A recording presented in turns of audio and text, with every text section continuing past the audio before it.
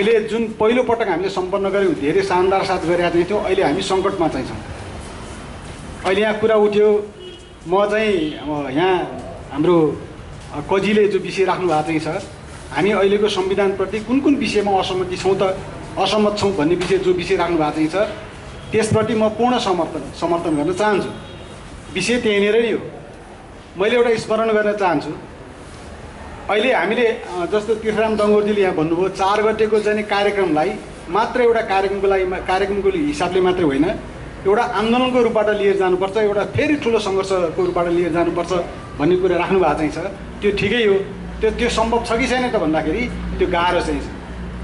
त्यो गाह्रो चाहिँ छ। र मैले एउटा स्मरण गर्न चाहन्छु। 46 सालको आन्दोलन अगाडि बढ्दै थियो, हामी सबै सहभागी थियौँ। 46 सालको आन्दोलनमा सहभागी चाहिँ थियौँ। अलिकति यो विवाद पनि होला, तर मैले स्मरणको लागि भन्नुपर्छ जस्तो लाग्छ। 46 सालको आन्दोलनमा चाहिँ के भयो त भन्दाखेरि धेरै राजनीतिक पार्टीहरू सहमतिमा पुगे। त्यतिखेर म जुन पार्टीमा सहभागी थिएँ, नेकपा मसाल भन्ने चाहिँ थियो, त्यसले चाहिँ नि सहमति गरेन। यो 46 सालको सम्झौता धोका हो भन्ने कुरा हामीले भन्यौँ। पछि 46 सालको संविधान पनि बन्यो, सबै पार्टीहरू उत्कृष्ट संविधान भन्ने कुरा भयो। हामीले त्यतिखेर त्यो संविधानभित्र खराबीहरू चाहिँ छ, किनकि यहाँ अझै पनि राजालाई अधिकार दिएको छ भनेर हामीले भनेका चाहिँ थियौँ। त्यतिखेर भन्दाखेरि हाम्रो शक्ति एकदम कमजोर थियो, त्यो आन्दोलनको रूपबाट अगाडि बढ्न सकेन।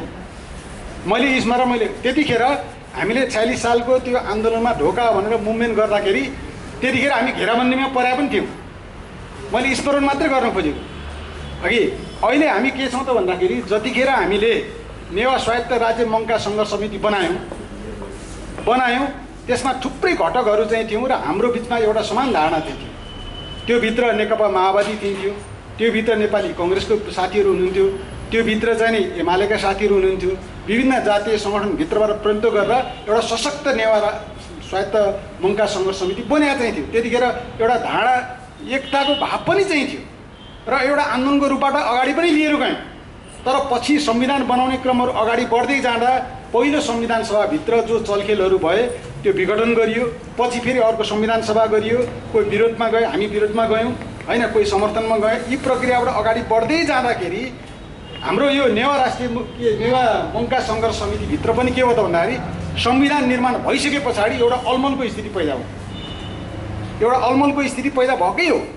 एउटा पक्षले भन्यो यो गम्भीर किसिमको कमजोरी छ, यो प्रतिगामी छ, यो कालो चाहिँ छ भन्ने बन्यो।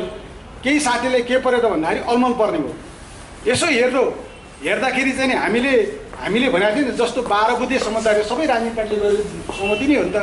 12 बुद्धे समझदारीको चाहिँ स्पिरिट के हो त भन्दाखेरि के अरे वर्गीय, जातीय, क्षेत्रीय, लिङ्गीय सबै समस्यालाई हल गर्नुपर्छ भनेर राजनीतिक पार्टीहरू त सहमत त भए। त्यतिखेर सहमति गरेर आन्दोलनमा आयौँ।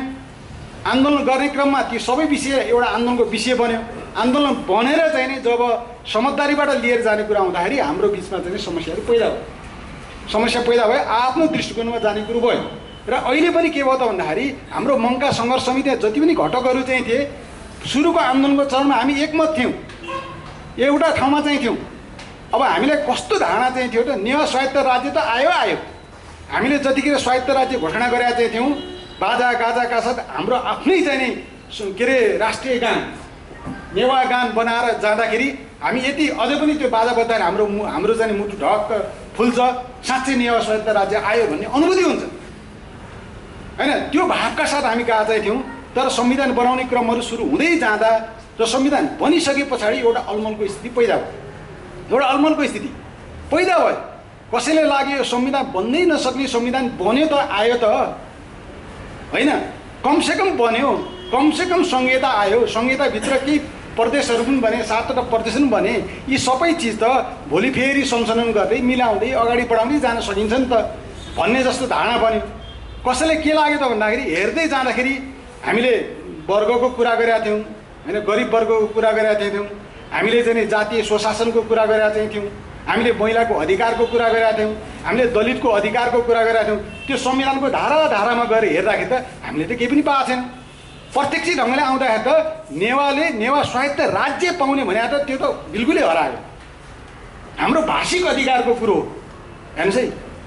नेवा स्वायत्त राज्यभित्र नेवा भाषा नेपाल भाषा होइन, जहाँ जहाँ प्रदेशहरू चाहिन्छ, जुन जुन भाषा जातिहरू चाहिन्छ त्यो सबैले राष्ट्रिय भाषा, एउटै कुनै जाति भाषालाई प्राथमिकता दिनु हुँदैन भन्ने चाहिन्थ्यो। त्यो संविधानमा जाँदा त छैन, त्यो चिज त छैन। धर्मनिरपेक्षको कुरामा त्यहाँ बाँधियो, क्षेत्रीय उत्पीडन परेको कुरामा त्यो बाँधियो, महिलाको अधिकारको कुरा गर्दाखेरि त्यो पनि बाँधियो। निर्वाचन प्रणालीमा सबभन्दा खतरनाक कुरो कहाँ छ त भन्दा निर्वाचन प्रणालीमा चाहिन्छ। पहिलो संविधान सभाको निर्वाचनमा जाँदाखेरि चाहिँ नि 40% प्रत्यक्ष, 60% चाहिँ नि के थियो भन्दाखेरि समानुपातिक। त्यो त ठिक उल्टिएर के हो त भन्दाखेरि अहिले 40% चाहिँ नि समानुपातिक, 60% ऊ चाहिन्छ।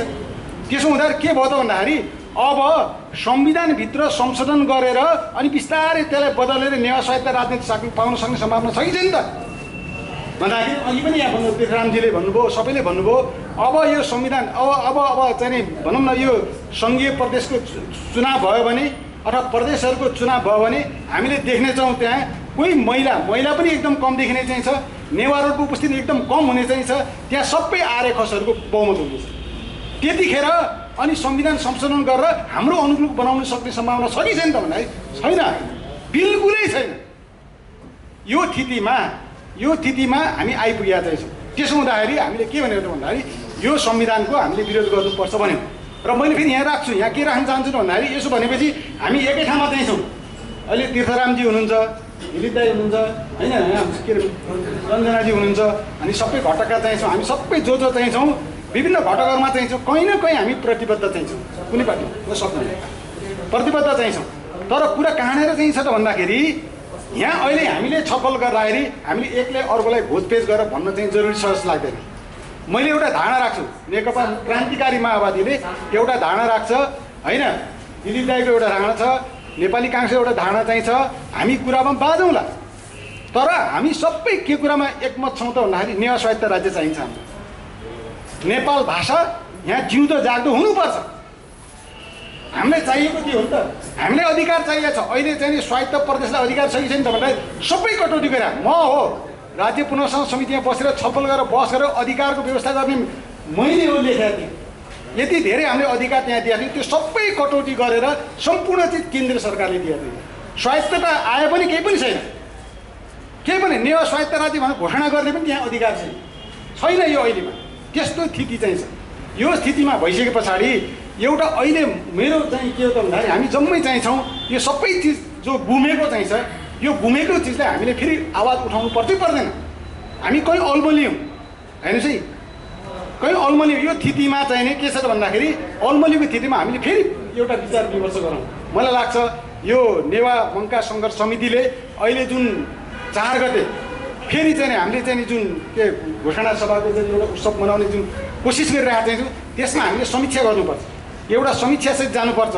र मलाई के लाग्छ त भन्दाखेरि अहिले हाम्रो धारणा कमजोर छ। मैले भने अहिले पनि म दोहोऱ्याउन चाहन्छु, 46 सालमा जतिखेर यो संविधान कमजोर छ, के अरे यो सही छैन, यसमा धोका भए चाहिँ छ भन्ने कुरा राख्दाखेरि त्यतिखेर हामी कमजोर चाहिँ थियौँ। अहिले हामीले यो विषय उठाउँदाखेरि यहाँ नेवा स्वायत्त राज्य छैन, होइन यहाँ निर्वाचन प्रणाली सही छैन, भाषिक अधिकारको कटौती भएको छ, महिलाको अधिकार कटौती भएको छ, क्षेत्रीय उत्पीडनको अधिकार कटौती भएको छ। यो सबै कुरा भन्दाखेरि अहिले हामी कमजोर चाहिँ छौँ, हाम्रो आन्दोलन कमजोर भएको चाहिँ छ। तर आन्दोलन कमजोर भयो भने त्यतिखेर प्रश्न हुनेछ, फेरि चाहिँ मुभमेन्ट त बन्यो नि त, होइन 62-63 सालको आन्दोलन किन बन्यो त भन्दाखेरि यो सबै गुमेको रहेछ भन्ने कुरा जब बोध हो, पार्टीले बोध गरे, जनताले बोध गरे, ठुलो आन्दोलन बन्यो।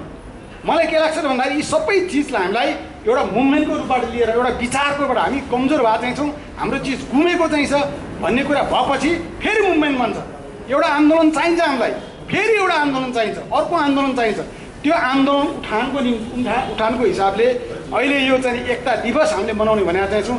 हामी विभिन्न ठाउँमा चाहिँ छौँ भए तापनि मैले के आएर गर्न चाहन्छु त भन्दाखेरि हामी बिचमा एकता जरुरी चाहिँ छ, फेरि पनि एकता जरुरी छ। त्यो एकता के को निम्ति भन्दाखेरि नेवा स्वायत्त राज्य, नेपाल भाषा, स्वायत्त अधिकार हाम्रो मात्रै होइन, अरू उत्पीडित जातिहरूको अधिकार, उत्पीडित महिलाहरूको अधिकार, अलिक दलितहरूको अधिकार, मधेसीको अधिकार, यी सबै चिजमा हामी फेरि एकताबद्ध हुन सक्छौँ। र यो आन्दोलन चलाउने बेला मेरो अन्तिममा कुरा के त भन्दाखेरि हाम्रो बिचमा एउटा समस्या पनि छ।